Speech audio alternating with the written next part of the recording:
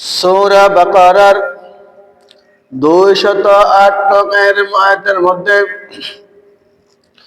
আল্লাহ রব্বুল আলামিন বলতেছেন, উদখুলু ফিস সিলমি কাফা।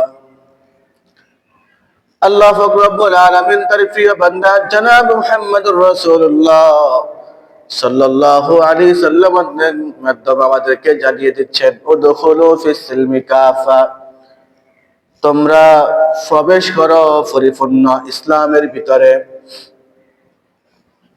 উদখুলু, তোমরা প্রবেশ করো ফিস সিলমি কাফা, পরিপূর্ণ ইসলামের মধ্যে।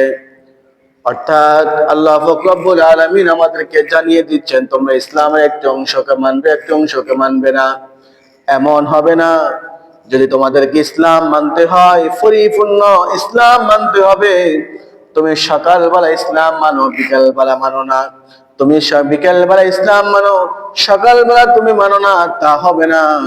তুমি জোহরের নামাজ পড়ছো, আসরের নামাজ পড়ো নাই, তুমি আবার আসরের নামাজ পড়ছো, মাগরিবের নামাজ পড়ো না, তা হবে না।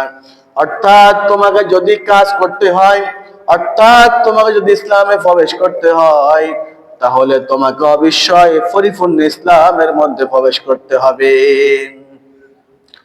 তুমি আল্লাহ রব্বুল আলামিনের পক্ষ থেকে ফরজিয়াতগুলো তুমি পালন করো, তুমি রাসূলের সুন্নাহ পালন করো না, তা হবে না।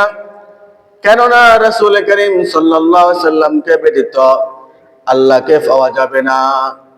আল্লাহকে পাইতে হলে রাসূলুল্লাহ সাল্লাল্লাহু আলাইহি সাল্লামকে লাগবে।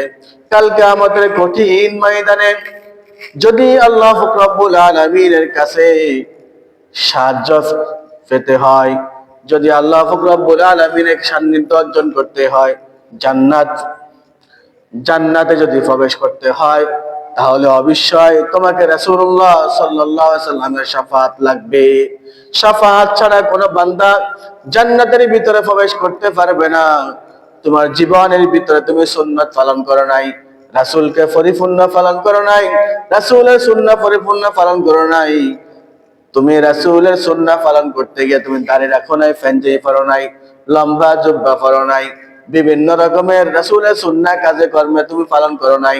তোমার ব্যক্তি জীবনের মধ্যে রাসূলের সুন্নাহ নাই, তোমার পরিবার জীবনের মধ্যে রাসূলের সুন্নাহ নাই, তোমার সমাজ জীবনের মধ্যে রাসূলের সুন্নাহ নাই, তোমার আন্তরিক জীবনের মধ্যে তোমার রাসূলের সুন্নাহ নাই।